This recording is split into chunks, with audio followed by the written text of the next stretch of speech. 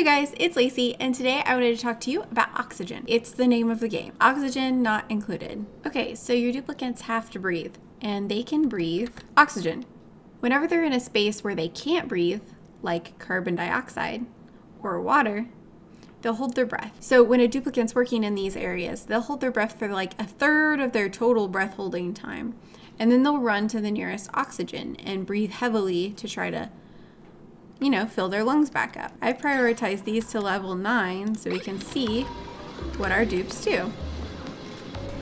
So right now they're holding their breath because they're in the water.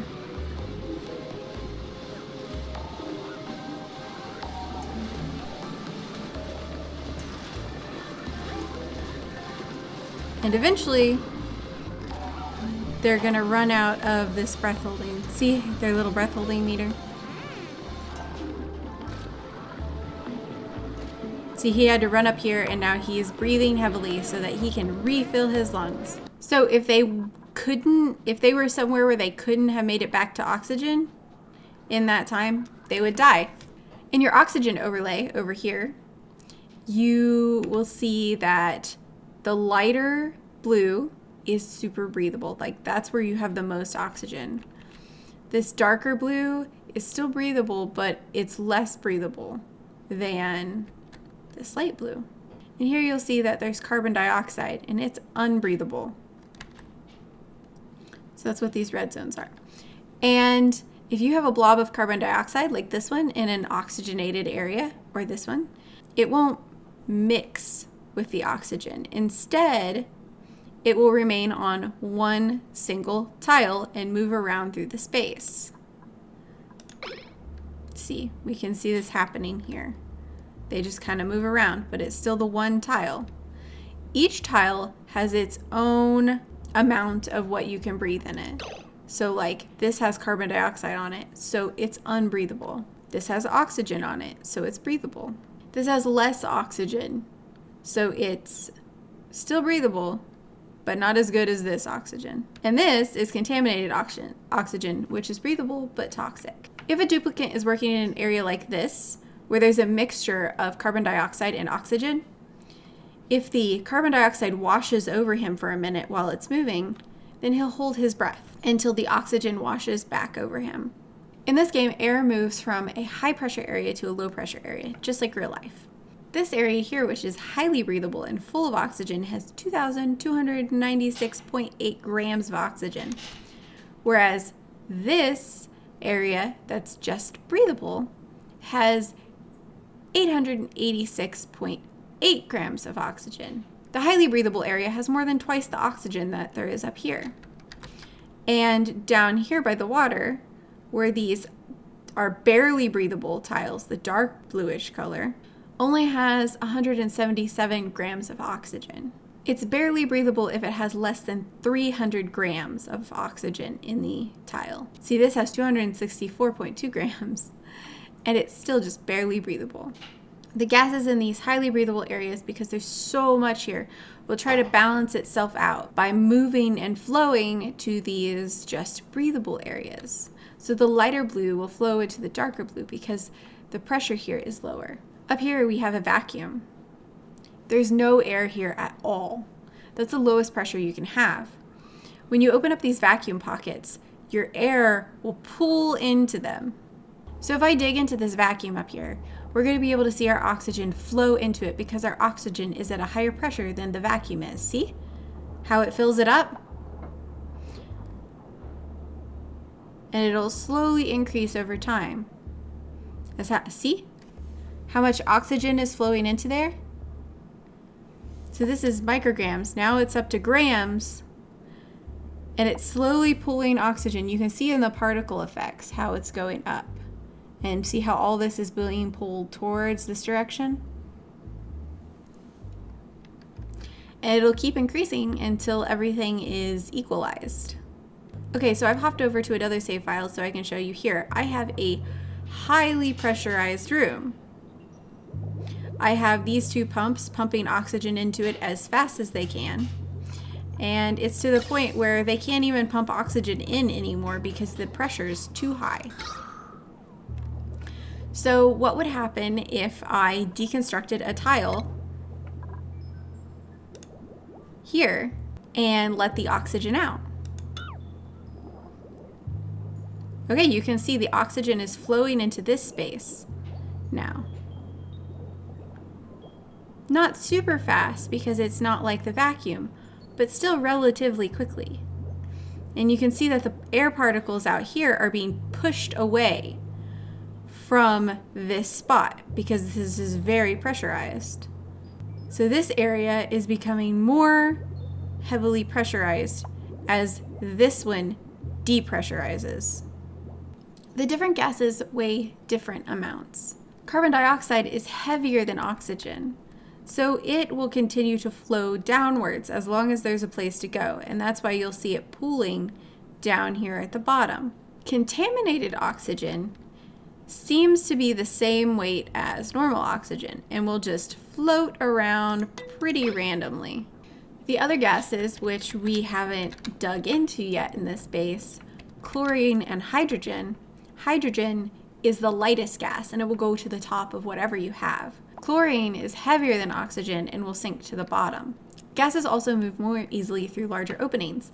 So imagine blowing through a drinking straw versus blowing through a coffee stirrer. You're obviously going to be able to put more air through the drinking straw. So if you add gas permeable tiles beside your ladders, you're giving 3 spaces for gases to move through instead of just 1. You don't need permeable tiles everywhere because they're kind of expensive and they hurt your decor rating. Well, now you're probably asking, Lacy, all this information's great, but how the heck do I make more oxygen? Well, you can make more oxygen and increase the pressure in your base by using an algae deoxidizer. Algae deoxidizers are basically put in algae, get out oxygen. It takes 1,000 grams of algae per second and some electricity, and out comes 600 grams of oxygen and a little bit of heat. This actually creates atmosphere within your base. If the air pressure in an area is too high, it will stop emitting oxygen. So see how every once in a while this says max gas pressure until the oxygen has time to flow away from it? So if you end up with too much CO2 inside your base, you'll eventually not be able to make oxygen with an algae deoxidizer. So that means that you have to remove that CO2 somehow, right? To remove CO2, I like to use algae terrariums. You can see how there's so much oxygen around these. Algae terrariums take 30 grams of algae per second and 300 grams of water, which is a lot, and they produce 40 oxygen, but they also remove 333.3 milligrams of carbon dioxide. So they're slowly removing carbon dioxide while making oxygen, which is good. You want to put them towards the bottom of your base so that the carbon dioxide will flow downward to them. Algae terrariums also get a 10% bonus when they are exposed to light. So you can use floor lamps or ceiling lamps to give them a little bit of a boost. When starting out, you only have access to floor lamps. So you'd want to put a floor lamp 3 in, and then you go 6 and add another floor lamp. So the algae plants directly under these ceiling lights here and here would be replaced with floor lamps. And the only downside to the algae terrariums is the amount of water they take, which can sometimes be hard to come by. Another option for cleaning CO2 out of your air is the air scrubber. The air scrubber takes in 1,000 grams of water, 300 grams of carbon dioxide, and some power, and outputs 1,000 grams of contaminated water. So you're not actually losing water because you can clean the contaminated water again. But it gets rid of carbon dioxide so other things in your base can make more oxygen. You should put these at the bottom of your base because they eat the CO2, which is heavy and falls down here. Gas pumps can be used to move air from one place in your base to another. For example, I'm using these 2 gas pumps to pump air into this area to see how high of a pressure they can pump to. This vent is over pressure. The oxygen here is now very breathable. If you have a room like this where there's carbon dioxide and oxygen, and you want to pump out the carbon dioxide, down to your algae plants or your air scrubber, you can put a pump in here and put a filter on it. This filter will pump out any carbon dioxide that goes through the pump. Later in the game, it's more efficient to use electrolyzers to make oxygen than algae terrariums. The electrolyzer gives you more bang for your buck on the waterfront, but it also puts out hydrogen, so you need a way to deal with that hydrogen or it will fill up your base and you won't be able to make oxygen. I have an electrolyzer which is making oxygen and hydrogen, and I have a gas pump set up high so that it can catch the hydrogen as well as the oxygen, and then a filter that runs the hydrogen to a hydrogen generator. This isn't enough hydrogen to actually make a generator go well, but it's a way to get rid of the hydrogen. And then I have the oxygen going to various vents throughout the base. Let's see it in action. See, there goes the hydrogen off its splitter. So it doesn't actually make much power, but it gets rid of that hydrogen. And see, I have it in a sealed room. So the pressure's building up in here, but there's no way for that hydrogen to get out. Another way to make air more breathable is an air deodorizer. I have one right here.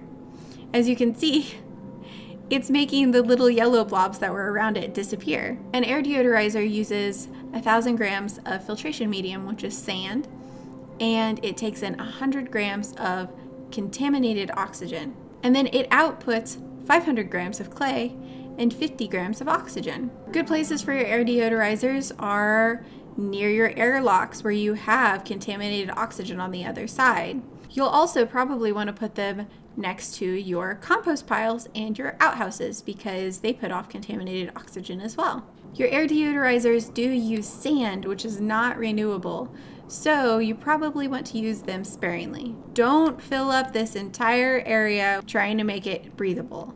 I've done that before, and you end up running out of sand, which is actually used for water purification, so it's important. Both contaminated dirt from the outhouses and slime that you dig into out here decompose into contaminated oxygen. So don't let your dupes put them in storage compactors, because then your storage compactors will start putting off contaminated oxygen, and you don't want that. Okay, so final thoughts.